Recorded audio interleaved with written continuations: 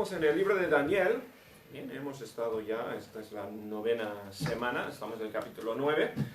Y hemos llegado a la sección de Daniel que es profecía, ¿no? Hablando de cosas del futuro. Y hemos visto, primero vimos la vida de Daniel, ¿no? Cómo vivió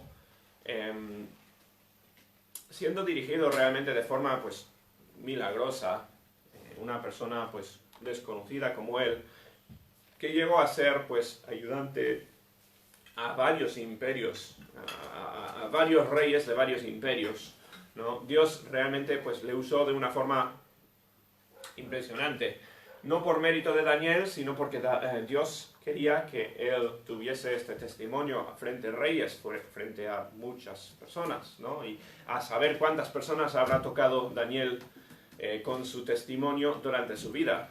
Pero, desde luego, su ministerio más grande pues vino después de su vida, ¿no? A través de la Biblia, teniendo su testimonio grabado en la Biblia para el resto de la historia, y teniendo en los últimos capítulos de Daniel pues las profecías, las visiones del futuro que Dios le dio a Daniel. Daniel tuvo un privilegio tremendo, que Dios le escogiera, ¿no? para hablar de estas cosas que iban a ver en el futuro. Y Dios no se equivocó, ¿no?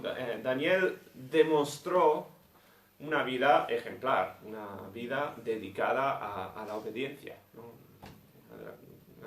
Palabras mejores para describir a Daniel es obediente. En adversidad, frente a peligro, frente a dificultad tremenda, frente a pues, pérdida de su familia y su cultura y de todo, pues obedeció. Y ese testimonio de obediencia pues da crédito, ¿no? Da fundamento a las cosas que Dios le enseñó después en profecía. Bueno, título he puesto La cuenta atrás, ¿bien? Hoy vamos a ver temas de números y de fechas, ¿bien? Cosas pues son muy de profecía. Y vamos a ver que Dios le dejó entender a Daniel pues cosas muy importantes acerca del futuro, cosas pues, de lo más significante que hay. Estamos en Daniel. Vamos a empezar sin más orando y después vamos al versículo 1. Bien.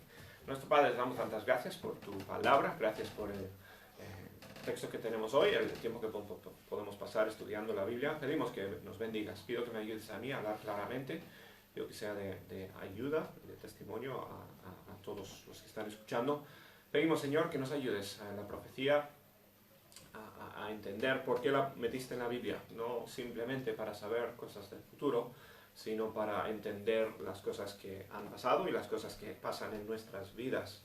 Pido que este tiempo sea de provecho para cada uno y que nos ayudes a glorificarte en el nombre de Señor Jesús. Amén. Muy bien, bueno, como las demás capítulos de profecía, pues empieza dándonos una fecha, ¿bien? El contexto durante la vida. Todas estas profecías ocurren pues simultáneamente o concurrentemente con las historias de Daniel que hemos visto en los primeros capítulos, ¿no? Dice, en el año primero de Darío, hijo de Asuero, de la nación de los Medos. ¿Os acordáis bien? En el capítulo, al final del capítulo 5 de Daniel, termina siendo deposado, le matan a Belsasar, el último rey de Babilonia, y el que entra frente al ejército medo-persa es Darío, que seguramente es un nombre, es un título, no es un nombre propio, ¿bien?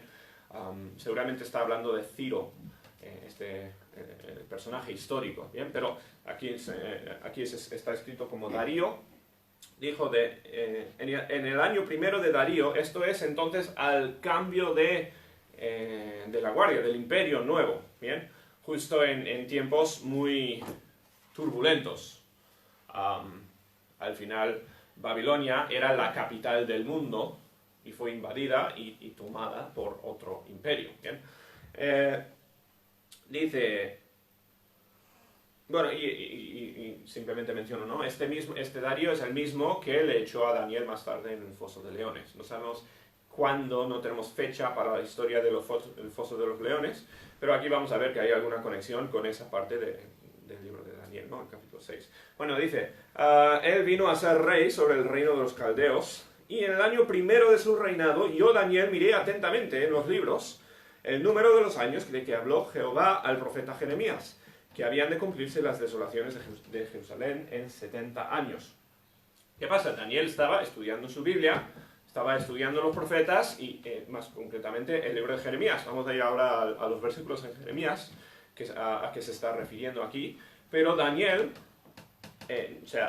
veía, entendía que cuando Dios dio profecías a Jeremías, le había dado una cantidad de años para que se cumpliesen ciertas cosas. Bien, vamos a Jeremías capítulo 25 y mira lo que Dios pone. Vamos a leer el versículo 11 y el versículo 12. Jeremías 25, Dios dijo, toda esta tierra, esto es claro antes de que venga el reino de Babilonia, ¿no? Toda esta tierra será puesta en ruinas y en espanto, y servirán estas naciones al rey de Babilonia 70 años. Y cuando sean cumplidos los 70 años, castigaré al rey de Babilonia y a aquella nación por su maldad. Ha dicho Jehová, y a la tierra de los caldeos, y la convertiré en desiertos para siempre. Bueno, Daniel está hablando de este periodo en concreto de 70 años. ¿Qué pasa? El número 70 es muy significante aquí. Bien, había una parte de la ley que fue establecido para los judíos, bien, que es una cosa nos parece tonto, o sea, nos parece insignificante igual hoy en día, pero es una parte importante para los judíos, una cosa que Dios había mandado, bien. Igual que Dios especificó desde la creación misma que se debe trabajar 6 días y descansar un día, bien, eso lo diseñó Dios. El calendario que usamos, el calendario laboral, que hoy en día son 5 días de trabajo, hay que decir, en general, eso vino de Dios, ¿no? Dios dijo, así es como debería operar la humanidad. Dios puso el ejemplo, trabajar 6 días, descansar el séptimo. También puso Dios la norma para los judíos que vivían en épocas de vivir de la agricultura, ¿no? O sea, tiempos muy distintos a lo que vivimos hoy en día. Pero cada persona que tenía su terreno, y cada persona pues cultivaba su propio terreno, tenía la labor, tenía ¿cómo se dice? La responsabilidad, la obligación de labrar la tierra 6 años y dejar que descansara la tierra un 7º año. ¿Bien? Eso era parte o sea, así lo especificó Dios. Y hay motivos muy buenos, que hoy en día entendemos mucho más de la agricultura y hay muchísima ciencia que entra allí. Entendemos que eso fue, Dios diseñó la tierra para ser usada de esa forma. ¿Bien? Hoy en día tenemos, pues, fertilizantes, podemos inyectar nutrientes a la tierra. Hoy en día existen un montón de medios para circunvalidar esto, ¿no? Pero como Dios diseñó la tierra, de la forma que crezcan las cosas naturalmente, ¿bien? Si no se deja descansar la tierra, se queda, falta de nutrientes, ¿bien? O por lo menos es un riesgo, es una cosa que puede ocurrir. Como digo, hoy en día no hace falta, ¿vale? Hoy en día entendemos mucho más de la ciencia, pero en los días de la Biblia no. Y Dios había mandado eso, y era importante, ¿no? Era un mandamiento de Dios. Yo creo que para Dios era muy, muy importante, ¿no? Porque, ¿os acordáis? Dios diseñó la tierra como un huerto, ¿no? Dios no hizo la tierra un desierto. Dios diseñó la tierra para ser cultivada, para dar fruto, ¿no? Y la diseñó con este ciclo en mente de 6 años y 1 año de descanso. Obviamente no descansaba todo el país a la vez, no era como en el calendario, pues todos descansan el 7º día a la vez. No, en la tierra no era así, no estaba especificado que en el año pues 7 y después en el año 14, el año 20, no descansaba toda la tierra a la vez, pero cada terreno, bien, tenía que ir sobre su propio horario de descanso. Bien.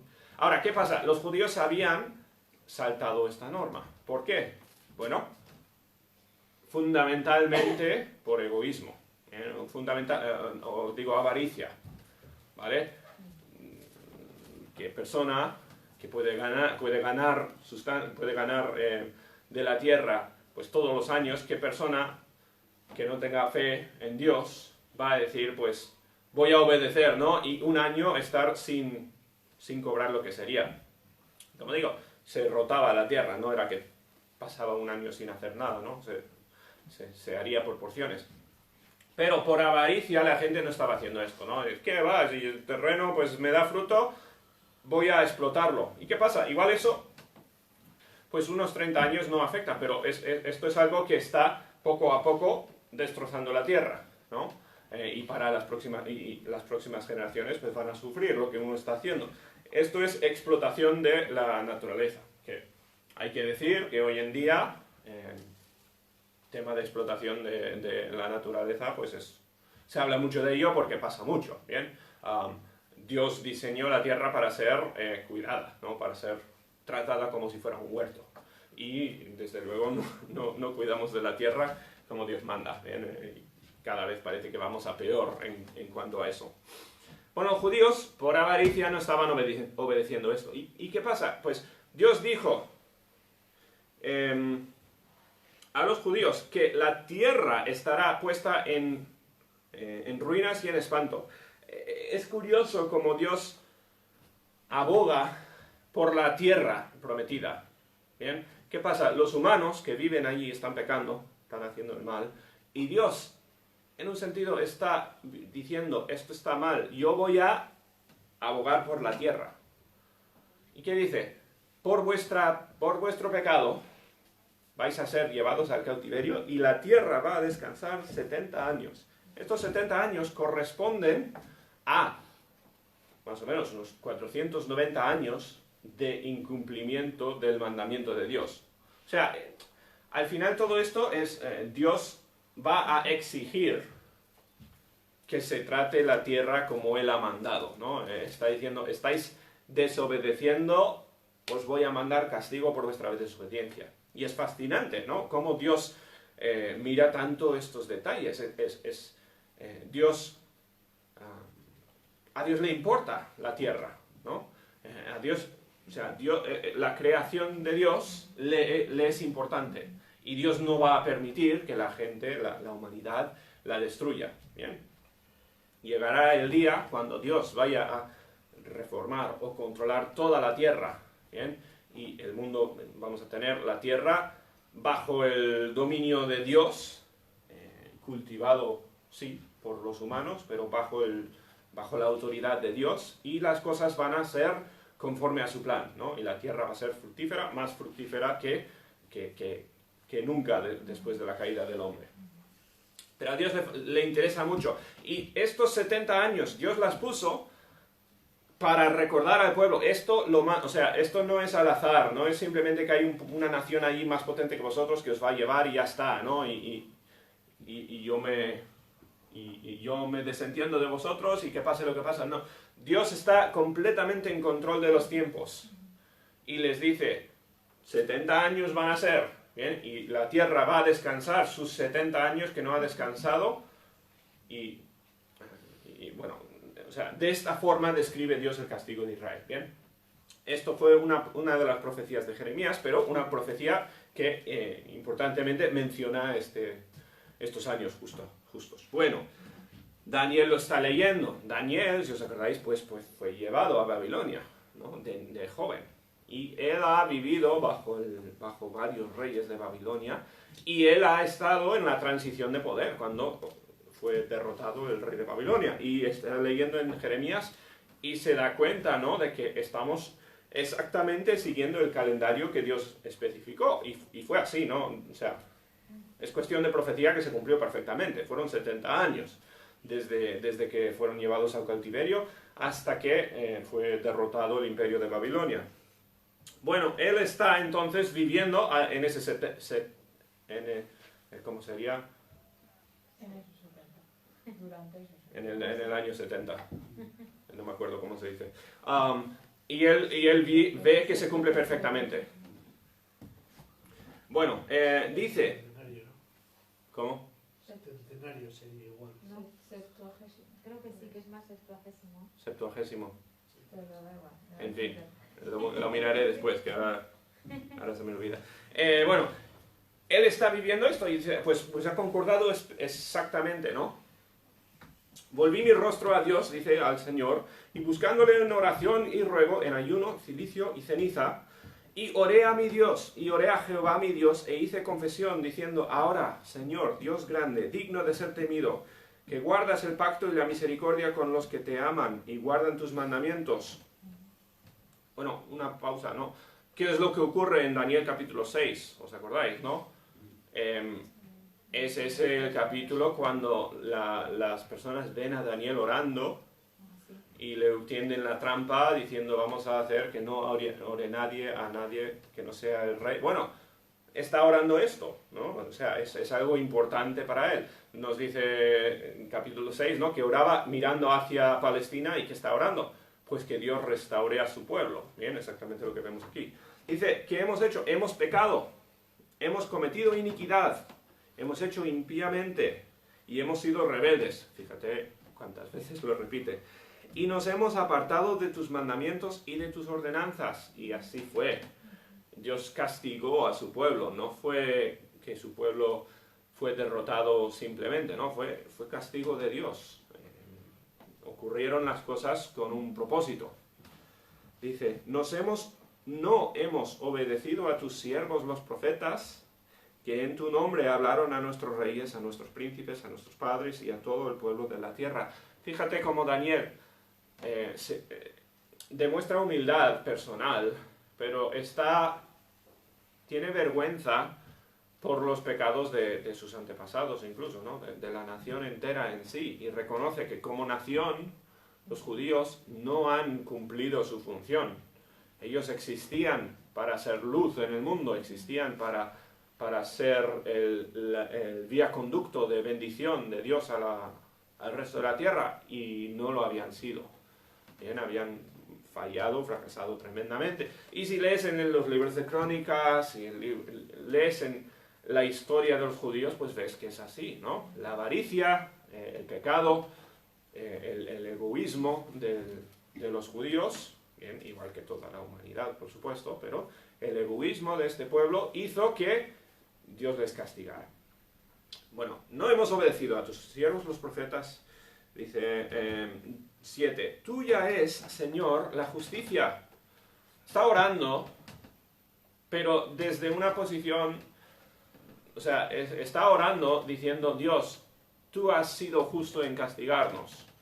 Bien, no está imagínate, Daniel, que fue joven cuando fue llevado al cautiverio, fácilmente podría haber dicho, ay Dios, ¿por qué estoy siendo yo castigado por los pecados de mis antepasados, no? Muy fácilmente podría haber estado frustrado Daniel, ¿no? Y dicho, pero si yo soy inocente en todo esto, ¿por qué tengo que servir yo? ¿Por qué tengo que ser castigado yo? Podría haberse amargado.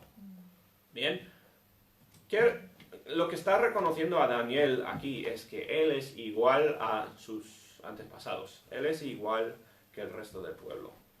Daniel es un pecador igual que pues, sus padres y sus abuelos y sus tatarabuelos. Bien, Daniel está identificándose con el pecado del pueblo, que es una cosa muy curiosa. No lo vemos mucho hoy en día, ¿verdad? Mucha gente apunta el dedo a los demás y habla del pecado de los demás, ¿no? Y muy pocos de nosotros, y me incluyo a mí mismo, ¿no? Miramos hacia nuestra propia vida y identificamos nuestro propio pecado. Mucho más fácil identificar el pecado de los de alrededor. Pero Daniel se está identificando con su pueblo como pecador. Está pidiendo misericordia. No está levantando el puño a Dios y diciendo, ay, esto no es justo, esto no está bien. No, está en humildad pidiendo misericordia a un Dios justo. Tuya es, Señor, la justicia y nuestra la confusión de rostro, como en el día de hoy lleva todo hombre de Judá, los moradores de Jerusalén y todo Israel, los de cerca y los de lejos, en todas las tierras a donde los has echado a causa de su rebelión, con que se rebelaron contra ti. fueron esparcidos por todo el imperio de Babilonia, no solamente a la capital como fue Daniel, ¿no? Y Daniel pues dice, es directamente consecuencia de su pecado y de nuestro pecado lo que ha pasado. Podríamos decir lo mismo hoy en día. Los cristianos muchas veces nos quejamos mucho del mundo, ¿no? Nos quejamos de lo malo, nos quejamos de la cultura, nos quejamos de la sociedad en la que vivimos. ¿Por qué va nuestra cultura tanto en contra de Dios? ¿No? ¿Por qué tanto? Bueno, igual que Daniel, yo creo que no lo pasamos tan mal como lo pasó él. Él fue sacado de su lugar de nacimiento, le hicieron eunuco y tuvo que sobrevivir el resto de su vida en tierra ajena, ¿no? No lo hemos pasado tan mal como él. Pero está pidiendo misericordia, Daniel, ¿no? Está diciendo, yo merezco todo lo que me ha pasado y ruego misericordia. ¿Bien? Debería ser nuestra misma actitud, ¿no? Esto yo creo que es muy lejos a lo que es nuestra actitud de normal, incluso a los cristianos, ¿no? Yo hablo aquí a cristianos. Oh Jehová, nuestra es la confusión de rostro. La idea es, nosotros somos los que hemos pecado, nosotros somos los que hemos hecho mal. Tú no, tú has hecho bien, nosotros hemos hecho mal. De nuestros reyes, de nuestros príncipes y de nuestros padres, porque contra ti pecamos. Otra vez, tremenda humildad, ¿no? Tremendo arrepentimiento de parte de Daniel, que fíjate, Daniel es el que más de toda la Biblia quizás demuestra obediencia. O sea, él es el modelo casi, podríamos decir, de buena persona, ¿no? De persona fiel y leal a Dios. Pues mira su corazón, mira su actitud hacia su propio pecado. De Jehová nuestro Dios es el tener misericordia y el perdonar. Esto es el Evangelio, ¿no? Nosotros pecamos, Dios es misericordioso, Dios perdona. Aunque contra Él nos hemos rebelado y no obedecimos a la voz de Jehová nuestro Dios, para andar en sus leyes que Él puso delante de nosotros por medio de sus siervos los profetas. ¿Cuántas veces decimos nosotros lo mismo? No, Dios, perdóname porque soy mala persona, perdóname porque me he rebelado contra ti. Yo no sé,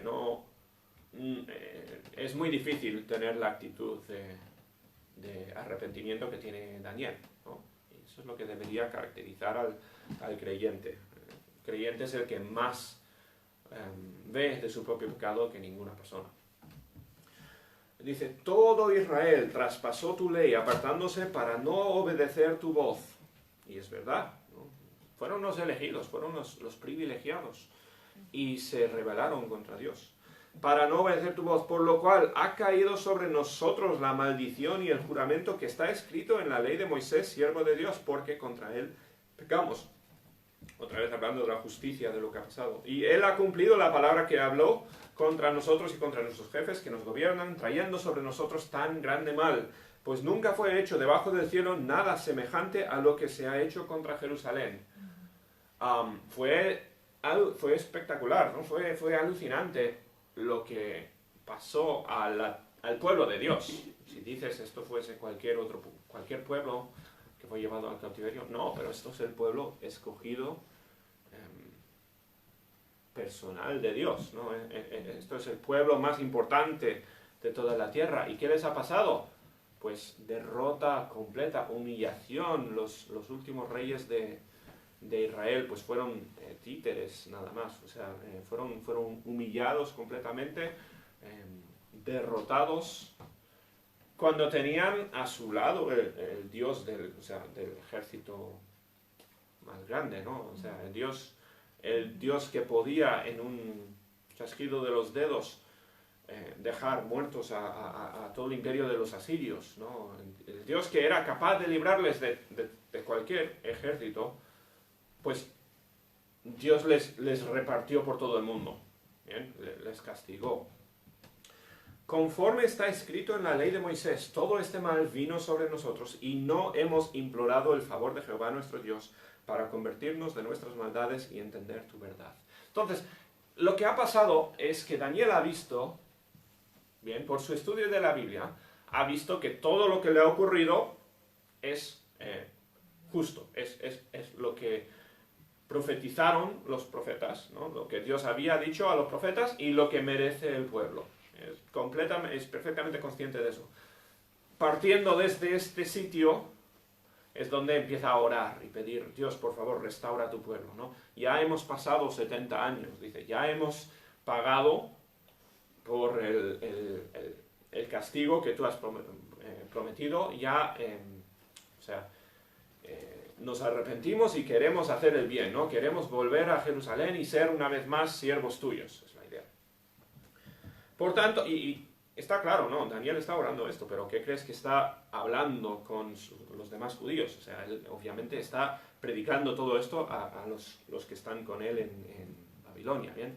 Todo su círculo de influencia. Por tanto, Jehová veló sobre el mal y lo trajo sobre nosotros, porque justo es Jehová nuestro Dios en todas las obras que ha hecho, porque no obedecimos su voz. Bien, lo mismo podríamos decir hoy en día, en el siglo XXI. Ahora pues, Señor Dios nuestro, que sacaste tu pueblo de la tierra de Egipto con mano poderosa, fíjate, mirar atrás en la historia y hacer la comparación, ¿no? No es la primera vez que los judíos han sido esclavos. Dice, y te hiciste renombre, cual lo tienes hoy. Hemos pecado, hemos hecho impíamente. Oh Señor, conforme a todos tus actos de justicia, apártese ahora tu ira y tu furor de sobre tu ciudad Jerusalén, tu santo monte.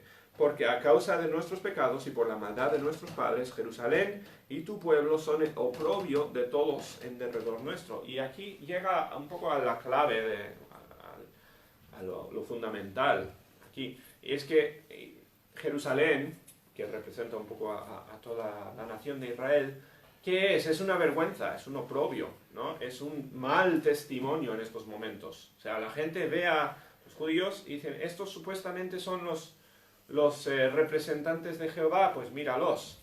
O sea, es una vergüenza al nombre de Dios, ¿vale? Y eso es lo que más le duele a Daniel. Eso es lo que dice, esto es lo que hay que corregir.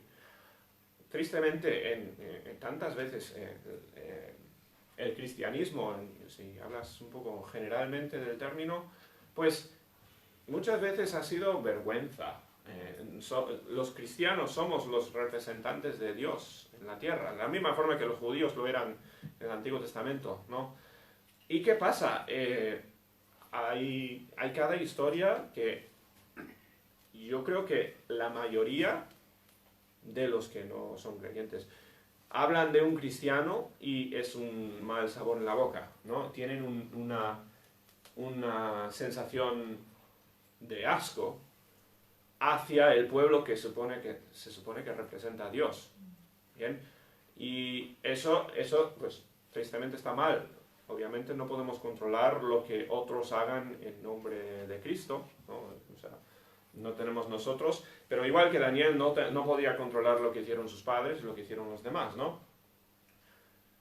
Vivimos en tiempos pues donde el nombre de Cristo y el nombre de los cristianos pues muchas veces está pues, por los suelos. Y no debería ser así, ¿bien?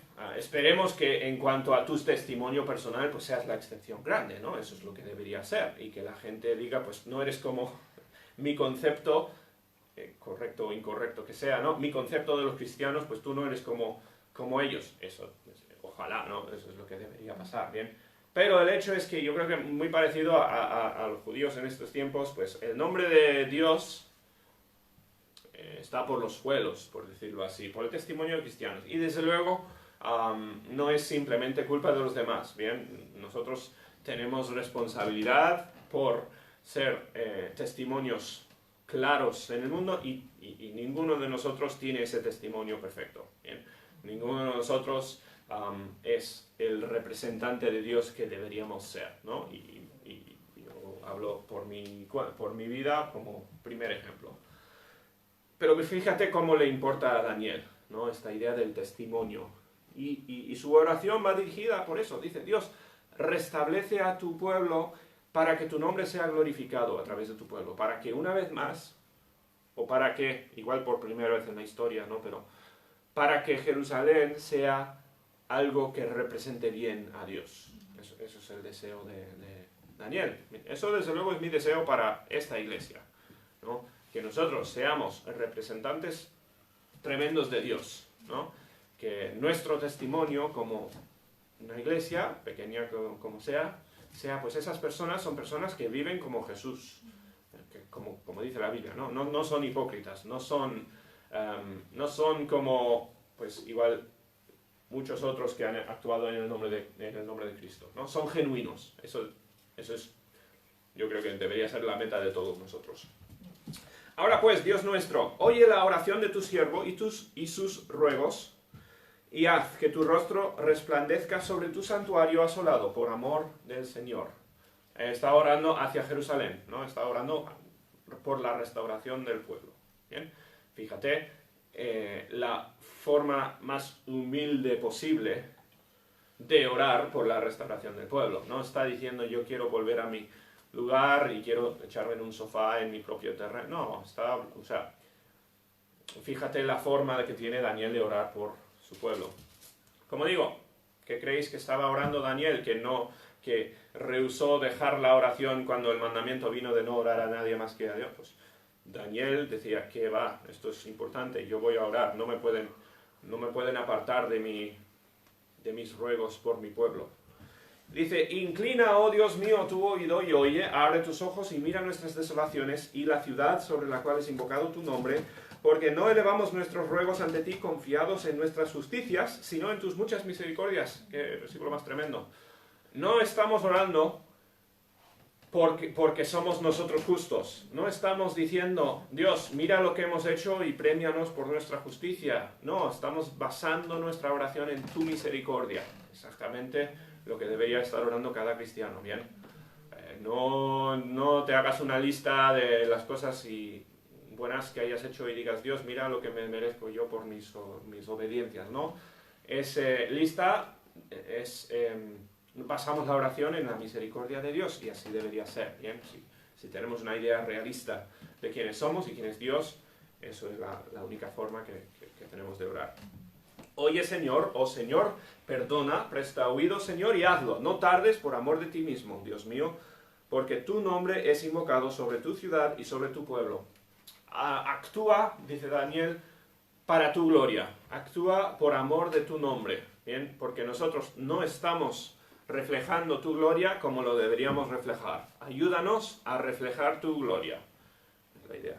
Aún estaba hablando y orando y confesando mi pecado y el pecado de mi pueblo Israel, y derramaba mi ruego delante de Jehová, mi Dios, por el monte santo de mi Dios. O sea, mientras está haciendo, y sabemos, ¿no?, que Daniel tenía la costumbre de orar 3 veces al día, todos los días, a saber por cuánto tiempo, ¿no? ¿Por cuánto tiempo duró esto?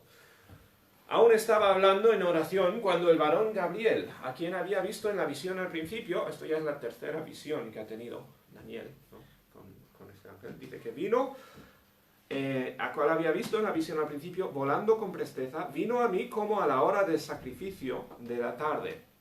Entonces entra Daniel otra vez en una visión y Dios le va a dar profecía, ¿no? Una vez más le va a hablar del futuro y le va a dar confirmación de la respuesta a sus oraciones. Bien, o sea, nosotros normalmente no tenemos, Dios no nos dice de antemano cómo nos va a contestar las oraciones, ¿no? Pues a Daniel lo hizo en este caso y lo grabó en la Biblia para nosotros.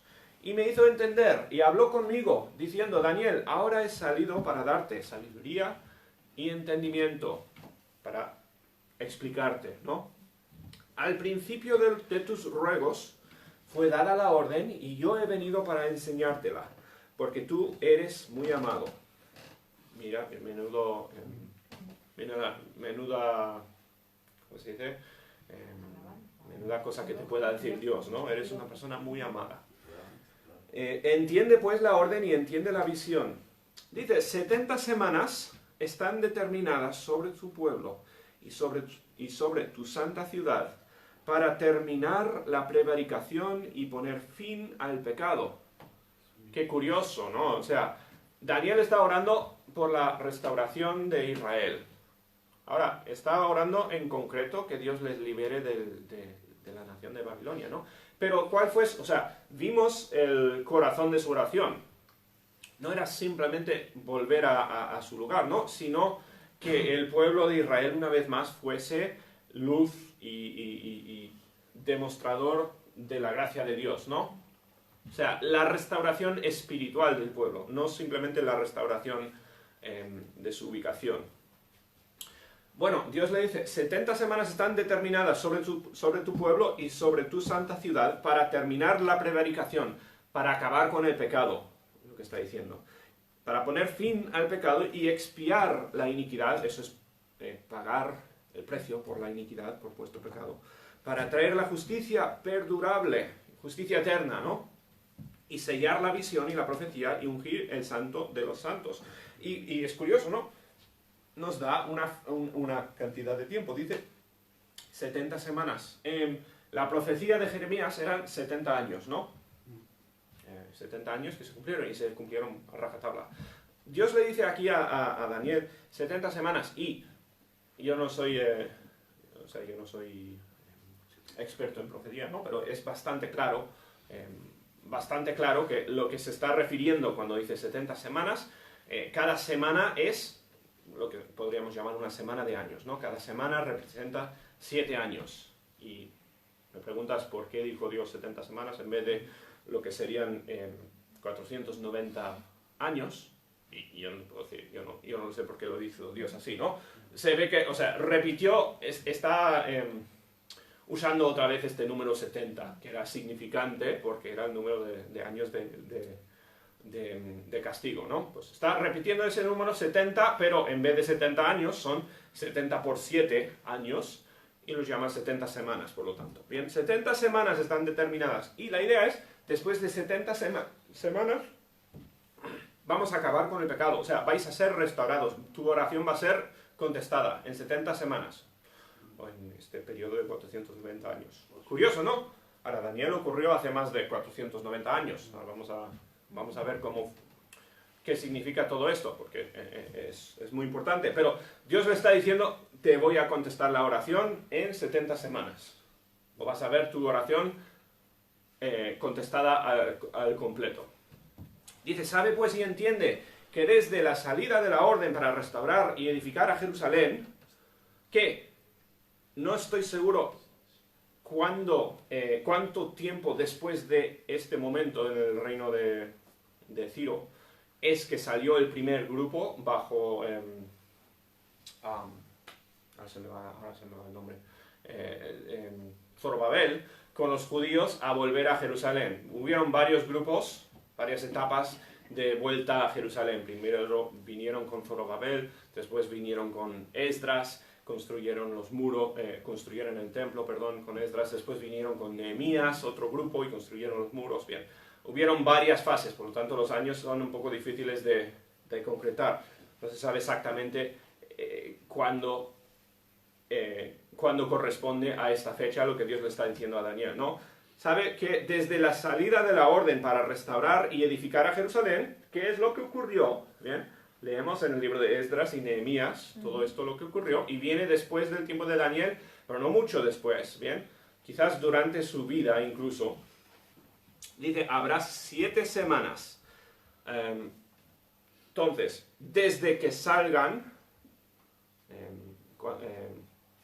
desde la orden para salir de Babilonia, o para la orden de salir de la capital, pasarán 7 semanas y 62 semanas. O sea, dividido este grupo entero de 70, se ha dividido primero en 7 semanas, lo que corresponde, 7 por 7 son 49 años, ¿bien? Que os digo, estas fechas, pues como digo, han hecho otros el trabajo, ¿no? Yo repito las fechas, pero corresponden muy justamente con los eventos históricos, ¿no?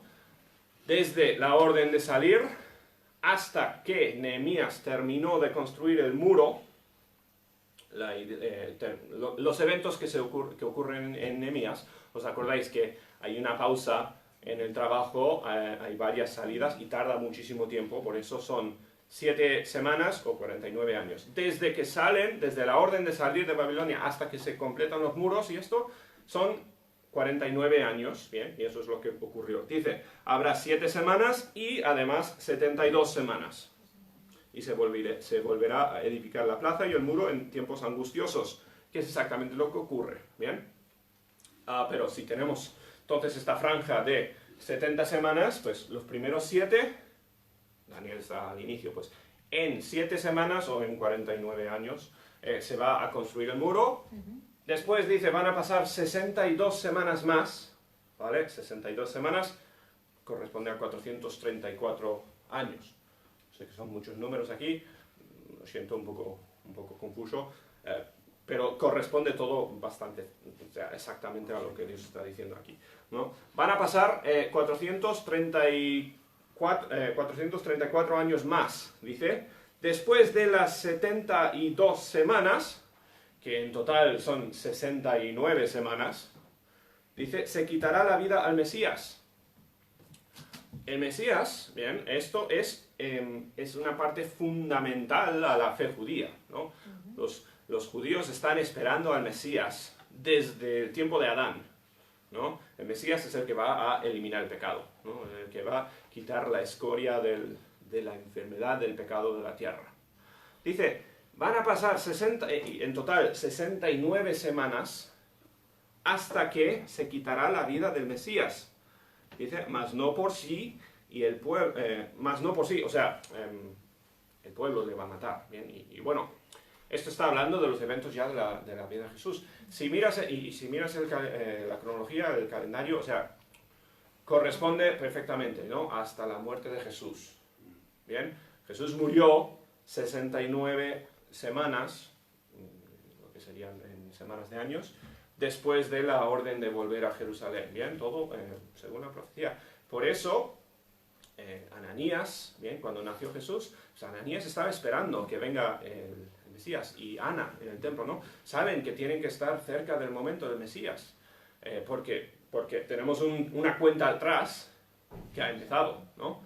Por eso los discípulos, cuando vino Jesús, los discípulos pues estamos ya a punto de terminar las 70 semanas, se va a terminar todo, Jesús va a reinar, y están convencidos, ¿no?, de que Jesús va a inaugurar su imperio, y pues se confunden tanto al final de la muerte de Jesús. Pero Daniel profetizó la muerte de Jesús, ¿no? Lo dice, o sea, más claro imposible.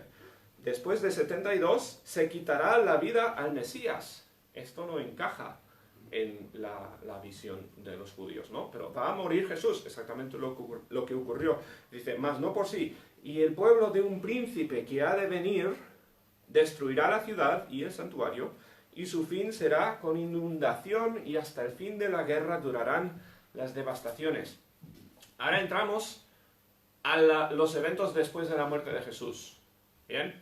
Ahora, es verdad, después de la muerte de Jesús se destruyó el templo, fue arrasada Jerusalén, o fue conquistada Jerusalén, ocurrió muchísima devastación después de la muerte de Jesús, no inmediatamente después, 30 y pico años después de la muerte de Jesús. Pero eso no fue lo que está profetizando aquí Daniel. ¿Bien? Nunca surgió este príncipe, el cual está mencionando Daniel, un príncipe que destruirá la ciudad y el santuario. No, eso no ha ocurrido todavía. Estamos después de la muerte del Mesías, todavía por cumplirse este versículo. Dice, hasta el fin de la guerra durarán las devastaciones. Dice, y por otra semana confirmará el pacto con muchos. Entonces, bueno, si habéis estado haciendo los cálculos, ¿no? Habló primero de 7 semanas hasta que se construyan los muros, habló de 62 semanas más hasta que muera el Mesías, y dice, por una semana más, lo que entendemos corresponde a 7 años, ¿no? Confirmará el pacto con muchos. ¿Quién confirmará? Este príncipe del mundo. Bien, y yo os doy la perspectiva, mi perspectiva, lo que yo entiendo de lo que son profecías de los últimos tiempos, que hay desde luego diferencias de opinión entre cristianos, ¿no? Algunas de estas cosas del futuro. Lo que yo entiendo, ¿no? Esto está hablando del anticristo que vendrá y en el futuro hará un pacto, y esto está describiendo eventos que todavía no han ocurrido. Y por otra semana confirmará el pacto con muchos. A mitad de la semana hará cesar el sacrificio y la ofrenda. Esto estamos hablando de lo que solemos llamar la tribulación ya. Bien, cosas que todavía no han ocurrido. Después, con la muchedumbre de las abominaciones vendrá el desolador, hasta que venga la consumación, y lo que está determinado se derrame sobre el desolador.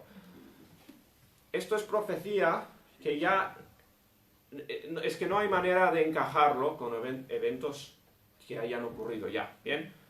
Y es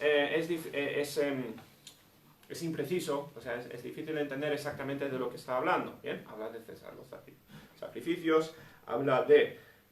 O sea, lo que queda claro de este pasaje, ¿no? Es que habrá un periodo de 7 años donde un príncipe que va en contra de Dios, ¿no? Un príncipe malo, va a causar daño tremendo, va a hacer muchísimo daño a la nación de Israel.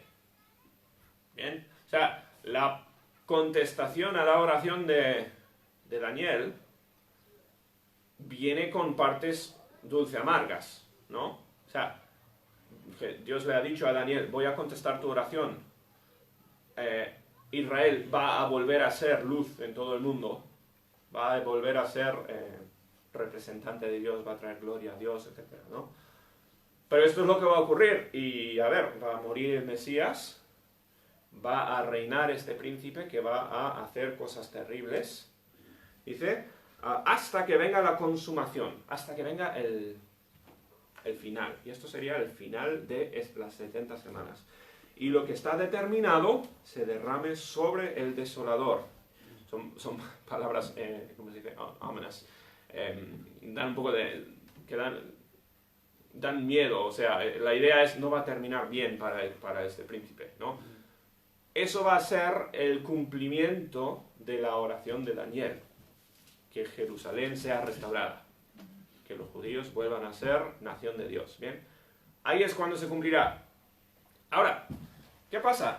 Como dije antes, ¿no? Han pasado más de 490 años desde los tiempos de Daniel, ¿verdad? Esa última semana, ¿qué pasa? No ha ocurrido todavía, ¿bien? Y lo que pues, mi entendimiento de la profecía, ¿no? Mi entendimiento de lo que son estos eventos es que cuando murió Jesús hubo una pausa, ¿bien? Una pausa en estas 70 semanas. Esa pausa es lo que llamamos a veces pues la era de la iglesia, ¿no? El tiempo cuando Dios, imagínate si después de la muerte de Jesús Dios hubiese hecho, inmediatamente hubiese venido el anticristo, inmediatamente hubiese ocurrido todo esto, la tremenda cantidad de personas fuera de Israel que nunca habrían escuchado el Evangelio, nunca habrían tenido opción de ser salvos, ¿no? Porque los judíos que tenían que haber sido luz a todo el mundo por toda la historia, nunca lo fueron. Hicieron fatal. Incluso después de volver a Jerusalén, ¿bien?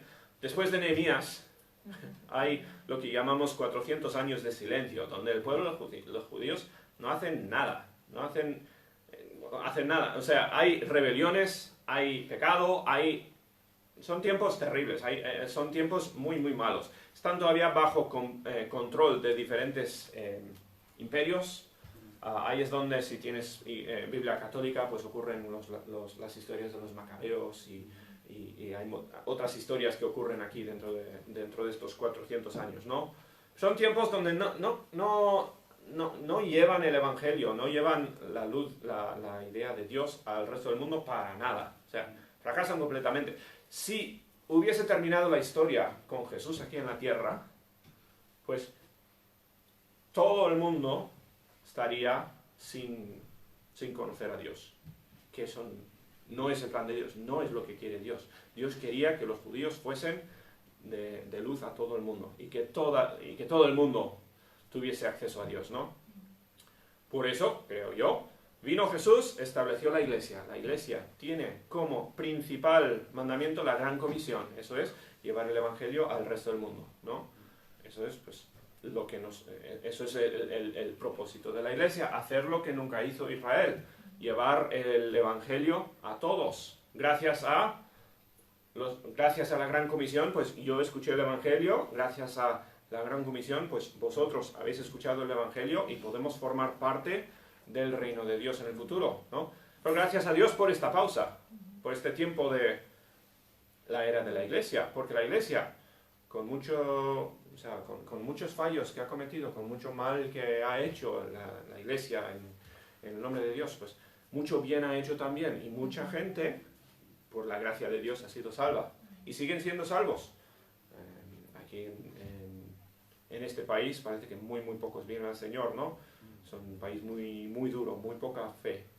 Hay otros países en el mundo donde mucha gente está siendo salva, están recibiendo las noticias del Evangelio y se están convirtiendo, ¿no? Y eso es lo que Dios siempre quiso, que el mundo entero fuese restaurado, que por lo menos tuviesen acceso al arrepentimiento.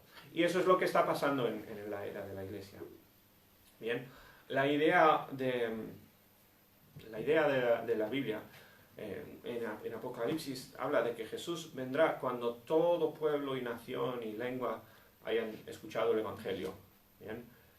Cuando llegue el momento y Dios diga, todo el mundo ha tenido suficiente oportunidad de ser salvo, vendrá Jesús y entraremos en esta 70ª semana, lo que sea, el semana número 70. Hasta entonces estamos en una pausa. Nosotros estamos aquí para cumplir lo que no hicieron los judíos en un sentido, ¿no? Estamos aquí para llevar el Evangelio y las buenas noticias de que el Mesías viene, el Mesías va a restaurar la tierra, va a reinar y va a acabar con el pecado. Por eso estamos aquí tú y yo, para dar esas noticias al resto del mundo. ¿Bien? Algunos, pues, son misioneros y van a otra parte. Algunos, pues, predican el Evangelio en el lugar donde están, en su trabajo, en su familia, en su portal, en su vecindario, ¿no? Para eso estamos como cristianos. ¿Bien? Estamos en la cuenta atrás. Dios le prometió a Daniel contestación a su oración.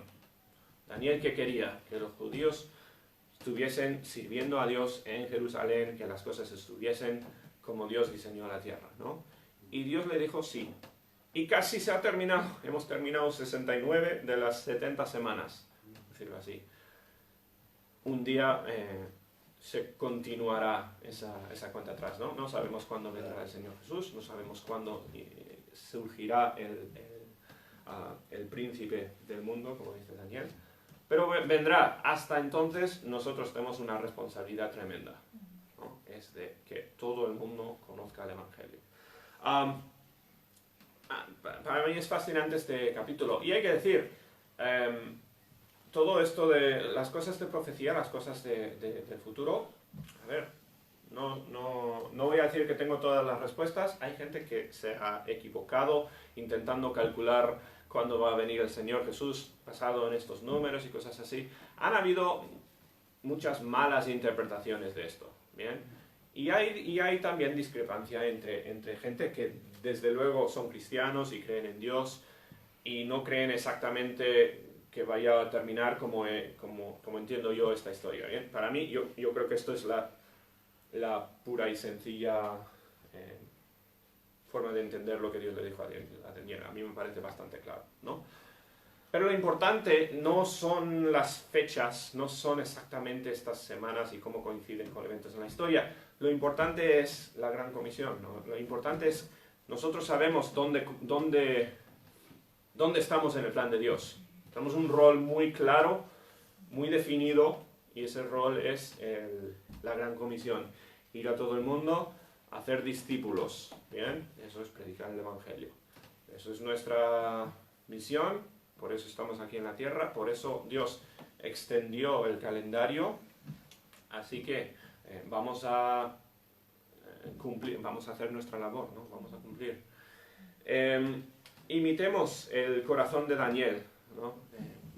Yo, bueno, en mi vida, y veo muchos cristianos, ¿no? que vivimos en tiempos de tantas comodidades y tantas... es tan fácil disfrutar de la vida, cosa que anteriormente no era tan fácil.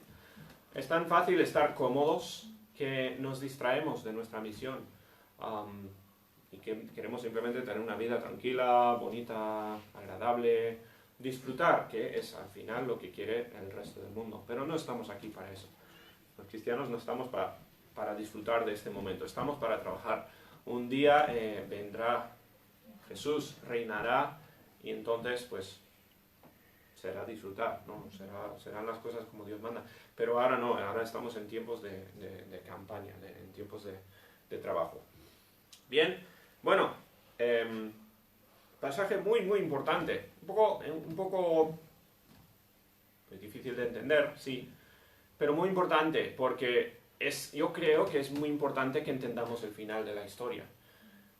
Dios lo dejó claro en la Biblia, Dios nos dijo exactamente hacia dónde vamos. ¿Y por qué? Pues para que tengamos motivación por obedecer, para hacer lo que deberíamos hacer. Bien, vamos a terminarlo ahí. Nuestro Padre, damos tantas gracias por este pasaje, gracias por la contestación a la oración de Daniel, y pedimos que tú nos ayudes. Señor, ayúdanos a cumplir con nuestra labor, ayúdanos a seguir el ejemplo de Daniel, a ser obedientes, a ser fieles, a buscar tu gloria ante ninguna otra cosa. Te pedimos que bendigas a cada hermano aquí, te lo pedimos todo en el nombre del Señor Jesús. Amén. Amén.